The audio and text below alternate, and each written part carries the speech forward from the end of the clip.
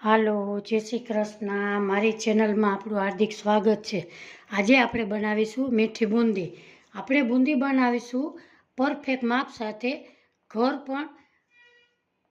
ઘરમાં બને એવી સરસ બુંદી બનાવીશું આપણે પરફેક્ટ માપ સાથે.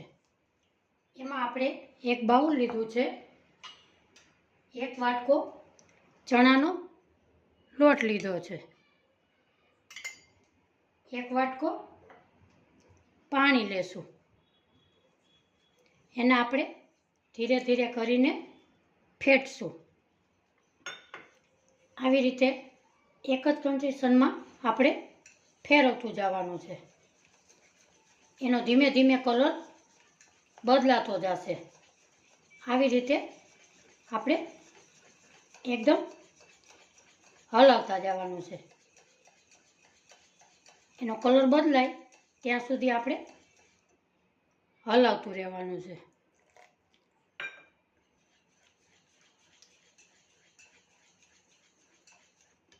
આવી રીતે આપણે પાણીમાં નાખશું તો તે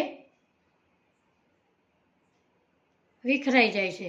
એટલે આપણે હજે બરોબર ફેટાણું નથી, એકદમ ફેટશું. આપણું મિશ્રણ તૈયાર થઈ ગયું છે.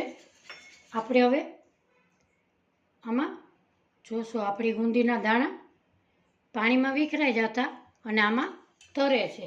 એટલે આપણું મિશ્રણ બરોબર છે. હવે નાખશું મીઠા સોડા, એક ચપટી.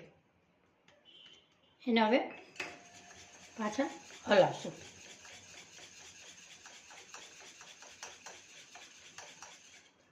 એને હવે 10 મિનિટ ઢાંકી દેશું.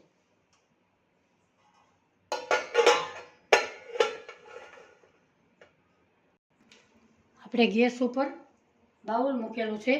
એક વાટકો લોટ લીધો તો 1.5 વાટકો ખાંડ ઉમેરીશું અને એક વાટકો ખાંડ ડૂબે એટલું એક વાટકો પાણી ઉમેરીશું. હવે એને આપણે હલાવીશું. થોડોક ધીમો નહીં ને ફાસ્ટ નહીં, એવી રીતે ગેસ રાખશું.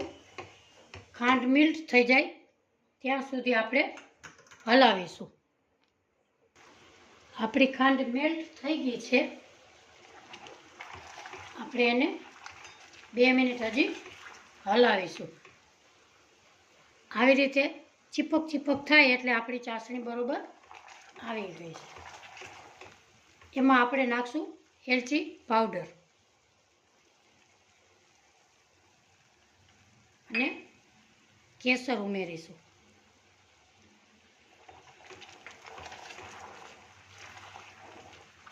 આપણે હવે જોશું.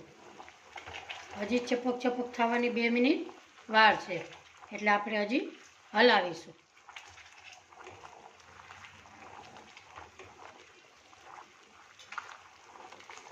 આજની મારી રેસીપી જોતા હોય તો લાઈક કરજો, શેર કરજો, સબસ્ક્રાઈબ કરજો. બેલ આઇકોનના બટનને જરૂરથી દબાવજો એટલે મારી નવી નવી રેસીપી તમારા મોબાઈલમાં જોવા મળે. આપણી ચાસણી બરોબર આંગળી ચીપક ચીપક થાય છે. આપણી ચાસણી બરોબર આવી ગઈ છે. હવે આપણે ગેસ બંધ કરીશું. આપણું તેલ આવી ગયું છે. હવે આપણે ખમણીની મદદથી પાડીશું. ખમણીને આપણે બહુ નીચે નથી રાખવાની અને બહુ ઊંચી નથી રાખવાની. આપણે હલાવવાની પણ નથી.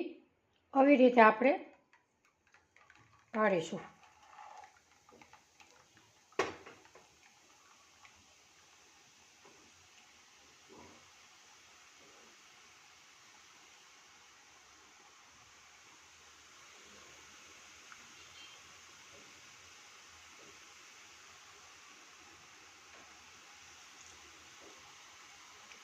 આપણી ગુંદી સરસ ગોળ ગોળ પડવા માંડી છે.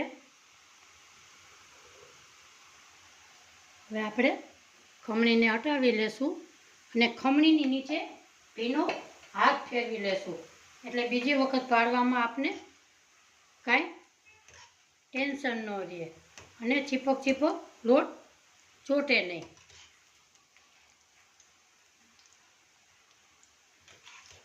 આવી રીતે ગુંદી આપણે તેલમાં તળી લેશું.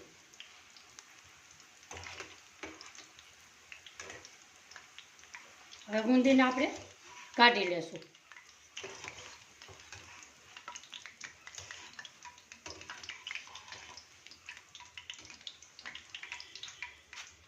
અને આપણી ચાસણી ગરમ ગરમ હોય ત્યાં સુધીમાં ચાસણીમાં જ નાખી દેવાની. આવી રીતે એમ બધે આપણે ગુંદી પાડી લેવાની છે અને ચાસણીમાં ઉમેરતી જવાની છે.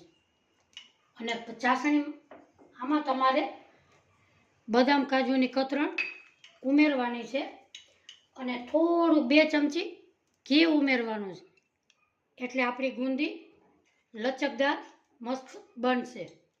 એને તમારે 2 થી 3 કલાક ઢાંકી દેવાની છે, એટલે આપણી ગુંદી સરસ ચાસણીને એકજોબ કરી લે છે. આજની મારી રેસીપી ગમી હોય તો કોમેન્ટ બોક્સમાં જરૂર જણાવજો. ફરી મળીશું નવા વિડીયોમાં. આવજો. બાય.